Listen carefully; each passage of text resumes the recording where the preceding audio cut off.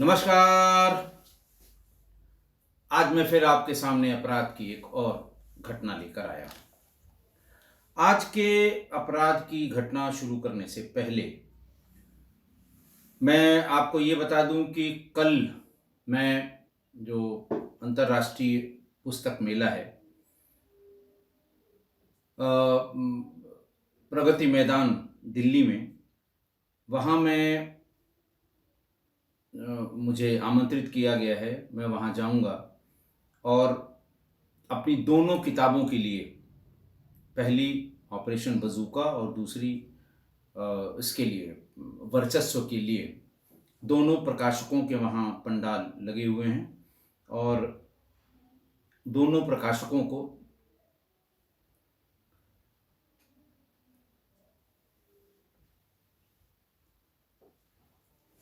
वर्चस्व के लिए वहाँ पर जलसा घर, जो राजकमल प्रकाशन का अपना स्टॉल है, जलसा घर उसे कहते हैं, वहाँ हॉल नंबर 2 स्टॉल नंबर 1 पर मैं और मेरे साथ शम्स ताहिर खान, क्राइम तक के और आज तक के जो बहुत ही फेमस एंकर हैं, वो मेरे साथ इस किताब पर चर्चा करेंगे।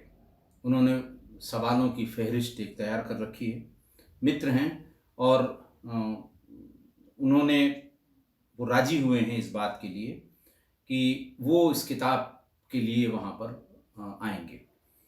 तो कल 2 बजे दिन में जलसा घर, हॉल नंबर 2 स्टॉल नंबर 1, इस पर मैं उपस्थित रहूँगा। कल अंतिम दिन है पुस्तक मेले का और मैं और भाई शम्स ताहिर खान, ये दोनों वर्चस्व किताब के लिए आपका आशीर्वाद लेना चाहेंगे।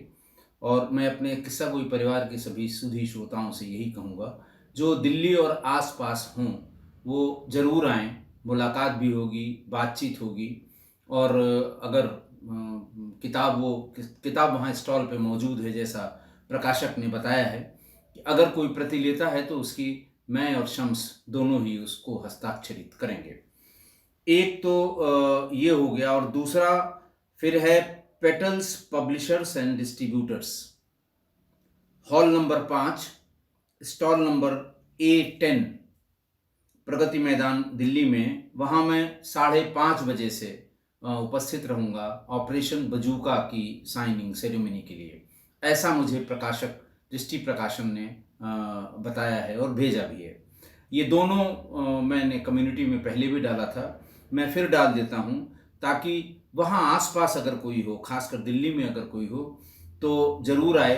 हम लोग बैठेंगे, मुलाकात करेंगे और अगर चाय पानी की सुविधा वहाँ होगी तो चाय भी पी लेंगे। अब आज के वाक़ये पर आ जाएं। मैं फिर से कहूँगा कि जो कोई भी वहाँ दिल्ली में हो और जिससे मैं अब तक मिल नहीं पाया हूँ या मिला भी हूँ, वो आ जाएंगे तो मुझे बहुत अच्छा लगेगा।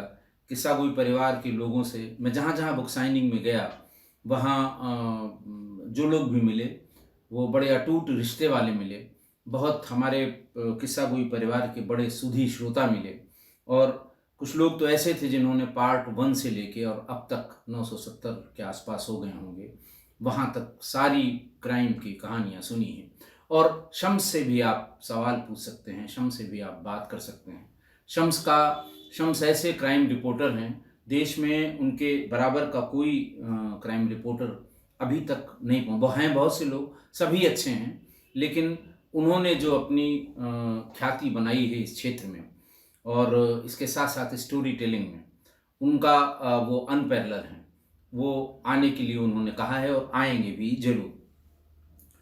अब मैं आज के वाक़ये पर आता हूँ। आज का वाक़या वही अपना उत्तर प्रदेश, जिला मुरादाबाद, थाना ठाकुरद्वारा और ठाकुरद्वारा थाना क्षेत्र का काला झंडा गांव। आज का अपराध हालिया है, हाल फिलहाल का है। बात 6 फरवरी की थी। 6 फरवरी रात कोई 11 बजे कालाहंडा गांव से 500 मीटर दूर खेत और जंगलों के बीच में एक लाश पड़ी हुई मिली। वहां से निकलने वाले जो खेत पर काम करने वाले लोग होते हैं और आसपास भी से गुजरने वाले लोगों ने 10:30 पौने 11 बजे कुछ आहट सी उनको ऐसी लगी जैसे कोई किसी का दम निकल रहा है और वो चीखने चिल्लाने की कोशिश कर रहा है, मुँह से आवाज़ नहीं आ रही है। लोग वहाँ पहुँचे, पुलिस को बुलाया गया, पुलिस आई, फ़ौरन पहचान भी हो गई, लेकिन इन सब में जो 5-7 मिनट निकला, उसमें उस व्यक्ति की मृत्यु हो गई। तुरंत पहचान हुई कि ये यहीं गाँव का या अपने बाज़ार का मिठाई की दुकान पर या मिठाई वाला है, मशहूर मिठाई वाला है। लोकल लैंग्वेज में लोग हलवाई भी कहते हैं, लेकिन उसकी मिठाई की शॉप है, मिठाई बनाने का काम करता था और उसके घर में भी जो वयस्क लोग हैं, वो मिठाई के ही बिज़नेस में रहते हैं। बहरहाल राजीव सिंह की हत्या से लोग बड़ा हतप्रभ थे, किसी से कोई लड़ाई नहीं। वो बहुत जिसको कहते हैं बड़ा सबमिसिव टाइप का आदमी था, अपने व्यापार से मतलब रखता था और बड़े कम समय में उसने अपने व्यापार में ख्याति प्राप्त कर ली थी। बहुत कम उम्र से वो ये काम करना शुरू किया और 25 साल की उम्र में ही वो, जिस समय उसकी मृत्यु हुई, 25 साल की उम्र रही होगी और इतने कम समय में उसने अपने आप को अच्छे मिठाई वाले की तरह इस्टेब्लिश कर लिया था। किसी के कुछ समझ में नहीं आ रहा था कि इसकी किसी से क्या दुश्मनी हो सकती है। दुश्मनी का कोई मतलब ही नहीं था, प्रॉपर्टी का कोई झगड़ा नहीं था। उनके सगे भाई पदम सिंह ने थाने पर ठाकुरद्वारा पर एफआईआर लिखवाई। एफआईआर लिखवाई जब, तो उसमें अपने सगे बहनोई को नामजद कर दिया। उनके बहनोई का नाम था Rajesh son of Bilasa, resident of Shivnagar Pattharkheda. उन्होंने कहा कि यही हमारे भाई के साथ, राजीव के साथ अंतिम समय में रात में दिखाई पड़े हैं। ये लोग एक शादी में कह के निकले थे एक साथ और उसके बाद इनका कोई पता नहीं है और मेरे भाई की लाश मिली है। पुलिस पकड़ लाई उन्हें, घर पे थे और उन्होंने बताया कि हाँ, हम सब लोग, दोनों लोग एक साथ निकले थे। एक जगह चूँकि शादी में जाना था, वहाँ बारात में और खाना खाना था। खाना खाने के पहले हम लोगों ने सोचा थोड़ी दारू पी ली जाए। दोनों ने बैठ के दारू पी और उसके बाद वो फिर हम लोग बारात की तरफ, जहाँ शादी में जाना था, वहाँ के लिए चल पड़े। बीच में वो किसी का फ़ोन आ गया था और वो फ़ोन के चक्कर में वहाँ से चला गया। मैं सीधे बारात में या जहाँ शादी में शामिल होना था वहाँ पहुँचा, खाना खाया, घर लौट आया। पुलिस ने सीडीआर से उसकी इस वक्तव्य की, उसके इस स्टेटमेंट की या उसके इस बयान की तायीद की और ये पाया कि जो वो कह रहा है वो बिल्कुल सही कह रहा है। अब मृतक राजीव सिंह के सीडीआर की एनालिसिस की गई। सीडीआर के एनालिसिस में ये पाया गया कि जो अंतिम 3-4 कॉल थी वो सब उसी शादी में जाने वालों की थी कि साहब चले हो कि नहीं चले हो, कितने बजे पहुंचोगे। जैसे यार दोस्त हम उम्र लोग होते हैं, तो सब ने यही बताया कि साहब शादी में हमको भी निकलना था, तो सिर्फ इसलिए फ़ोन किया था। किसी से 20 सेकंड बात हुई है, किसी से 40 सेकंड बात हुई है, किसी से 30 सेकंड बात हुई है। तो बात ये कन्विंसिंग थी। वो सभी लोग, जिन लोगों से अंतिम 3-4 कॉल जिनकी आई थी या राजीव ने जिनको किया था, वो सब शादी समारोह में गए थे और सबकी उपस्थिति वहाँ दर्ज थी या सबको वहाँ उस पे कैमरों में देखा गया था। पुलिस के पास और बहुत ज़्यादा चारा नहीं रह गया। पुलिस ने मैनुअल इंटेलिजेंस के लिए घर में और घर की महिलाओं से बातचीत करने के लिए एक महिला सब इंस्पेक्टर और 2-3 सिपाहियों को, महिला कांस्टेबल्स को भेजा। वहाँ उन लोगों ने घर की महिलाओं से, कई महिलाएं जो घर में रहती थीं, कोई भाभी थी, कोई ननद थी, कोई सास थी, उसकी मृतक के पत्नी की, यानी कोई मृतक की माँ थी, बहनें थीं, भाभियाँ थीं। तो सबसे पुलिस की महिला कांस्टेबल्स ने बात करनी शुरू की। 2-3 घंटे बाद ये बात पता लगी कि 1 महीने पहले एफआईआर लिखाने वाले मृतक राजीव सिंह के बड़े भाई पदम सिंह के लड़के सुशील सिंह और मृतक राजीव सिंह की पत्नी इन दोनों को राजीव सिंह ने बहुत मारा था, लात से, घूंसों से, चप्पल से बहुत मारा था। उसके बाद फिर बात आई गई हो गई, लेकिन किसी महिला ने यह मुंह खोल के नहीं बताया कि आखिरकार क्यों मारा था। तमाम प्रयास के बाद भी, चूंकि घर में ही पूछताछ हो रही थी, किसी ने यह नहीं बताया मारा क्यों था। एक एक करके सबने बताया कि हाँ मार रहा था, बहुत मारा था। बहरहाल जब ये बात पुलिस को आकर मतलब थानाध्यक्ष को आकर महिला कांस्टेबल्स ने बताई कि साहब 1 महीने पहले इसके एक भतीजे को और अपनी पत्नी को इसने खुद मारा था। सामान्य रूप से सुबह 8 बजे वो निकल जाता था और देर रात 9-10 बजे तक आता था, बीच में कभी नहीं आता था। उसका खाना वहीं भिजवा दिया जाता था दुकान पर, वहीं खाना खा लेता था। उस दिन अचानक वो 1 बजे आया है, कमरे में घुसा है और फिर उसके बाद अपने सगे भतीजे जिसका नाम सुशील सिंह था और अपनी पत्नी दोनों को बहुत मारा है। मारपीट करने के बाद सुशील सिंह भाग गया घर से और शाम तक लौट के आया और पत्नी उसके साथ रहे, बाकी सब सामान्य हो गया। पुलिस को ये समझने में कतई देर नहीं लगी कि जो बातें महिलाएं नहीं बता रही हैं वो क्या हो सकती हैं। पुलिस ने डिसाइड किया कि इन दोनों लोगों को बुलवाते हैं थाने पर। इस बीच में कॉल डिटेल्स में भी कुछ चीज़ें, जब ये बात बताई आके महिला कांस्टेबल्स ने, तो एक बार फिर से कॉल डिटेल को देखा गया तो सुशील सिंह से और मृतक की पत्नी से काफ़ी बातें होती रहती थी। पहले भी ये कहा गया कि उनके साहब भाई से बात होगी, भतीजी से बात होगी, पति से बात होगी, बाकी सबसे बात होगी, इसमें कौन सी बात असामान्य है। लेकिन ये बात बताने के बाद जब फिर से देखा गया तो असामान्य बातें निकली। जब दिन में ऐसे समय में जब भाई की लोकेशन दुकान पे मिलती थी, तब इन लोगों के फ़ोन की भी बातचीत और दोनों के लोकेशन एक जगह मिलने की बात भी आ गई। बहरहाल चूंकि वो एफआईआर करने वाले मृतक के भाई का लड़का था, इसलिए पुलिस थोड़ा बिना और किसी एविडेंस को मिले हुए हाथ नहीं लगाना चाहती थी। बहरहाल दोनों पकड़कर थाने पर आए। महिला से पूछताछ, महिला तो अनभिज्ञता व्यक्त करती रही, सा मुझे कुछ नहीं पता। ये पूछे जाने पर आपके पति ने आपको और सुशील सिंह को क्यों मारा था, तो उसने कहा कुछ नहीं, आपस में हम लोगों का एक झगड़ा हुआ था, झगड़े में एक दूसरे को गाली दी गई थी, तो मैंने गाली क्यों दी भतीजे को इसके लिए मारा था, और भतीजे ने क्यों हमको गाली दी इसके लिए भतीजे को मारा था। ये सामान्य सी बात हो गई। एफआईआर लिखाते समय जब अपने बहनोई को पदम सिंह ने, यानी मृतक के बड़े भाई ने जब बहनोई को लिखाया था, तो ये पूछा गया भाई आखिर क्यों मारा होगा। उन्होंने कहा साहब ये लोग एक शादी में गए थे और शराब पिए रास्ते में कहीं पर, उसी में झगड़ा हो गया और ऐसा लगता है उन्होंने ही मारा होगा।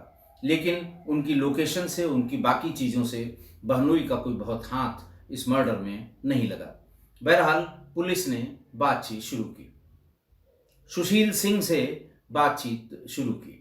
थोड़ी देर तक बात करने पर यह एहसास हो गया कि कुछ चीज़ें इसके पेट में हैं जो जुबान पर नहीं आ रही हैं। बस पुलिस ने अपना वही काम शुरू किया जो उसे करना चाहिए था।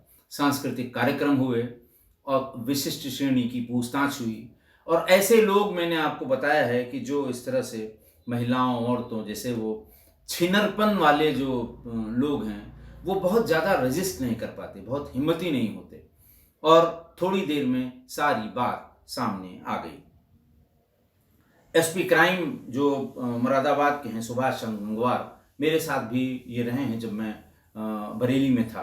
तो अच्छा अधिकारी है, उसने प्रेस को बुला के ब्रीफ किया और प्रेस को ये बताया कि अपने चाचा राजीव सिंह की हत्या उनके सगे भतीजे सुशील सिंह ने अपने एक दोस्त की सहायता से की है।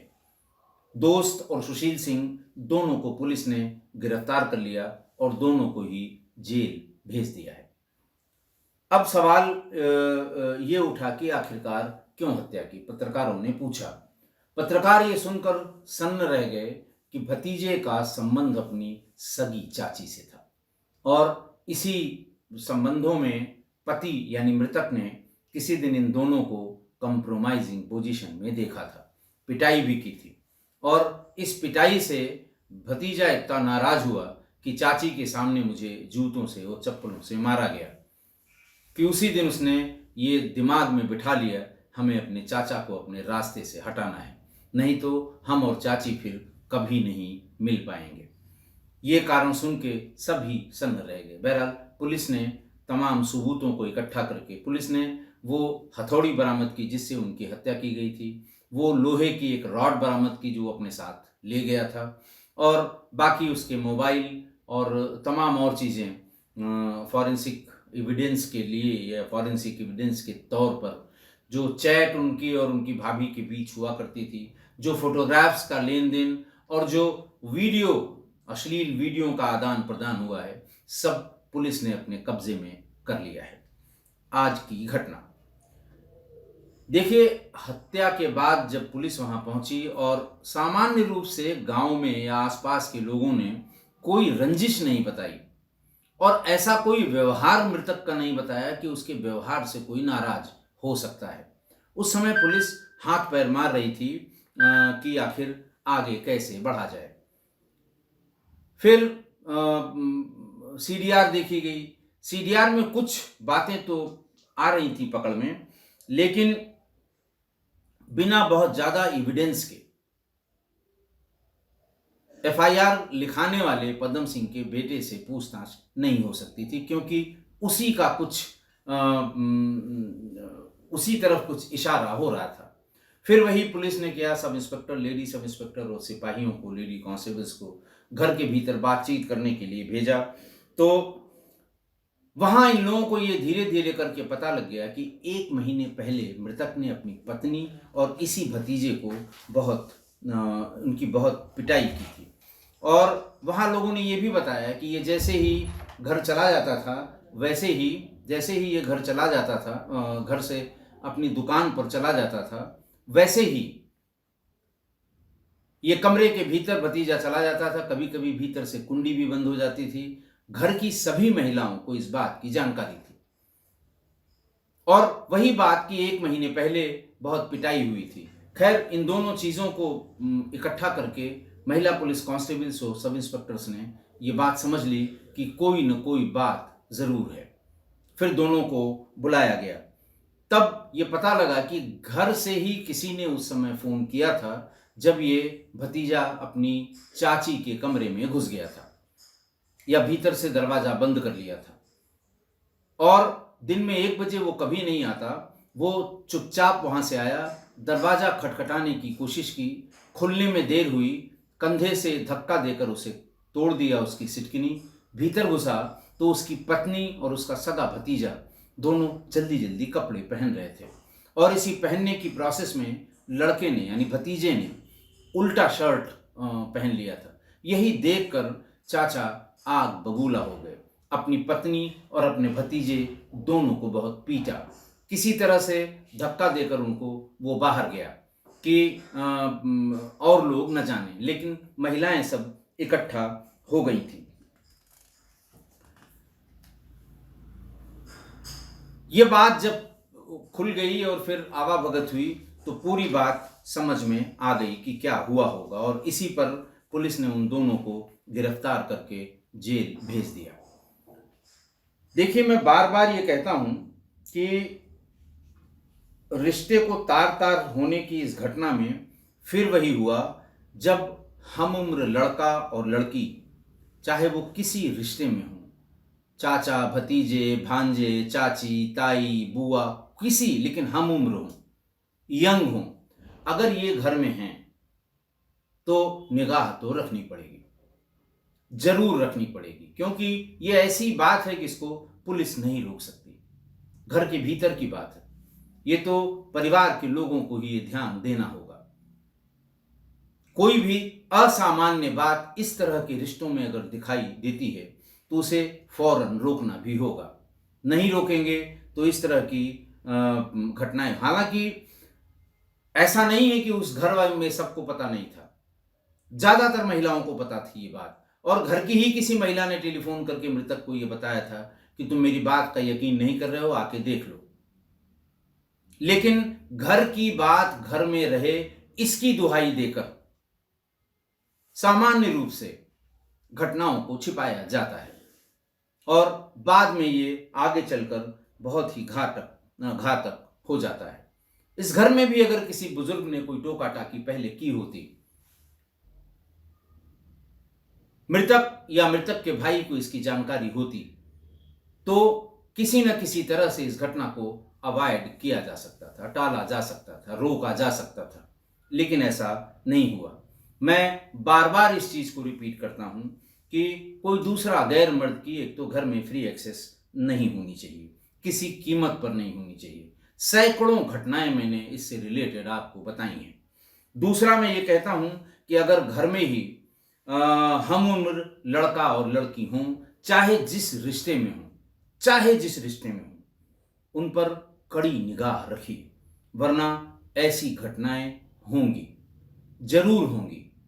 घर के भीतर की बात बाहर अगर नहीं आती है या लोगों के बीच नहीं बताई जाती है, उसका कोई प्रिकॉशन नहीं लिया जाता है, तो ऐसी घटनाएं होंगी। आशा है आप मेरी इस बात से सहमत होंगे। आज के लिए इतना ही। बहुत बहुत धन्यवाद।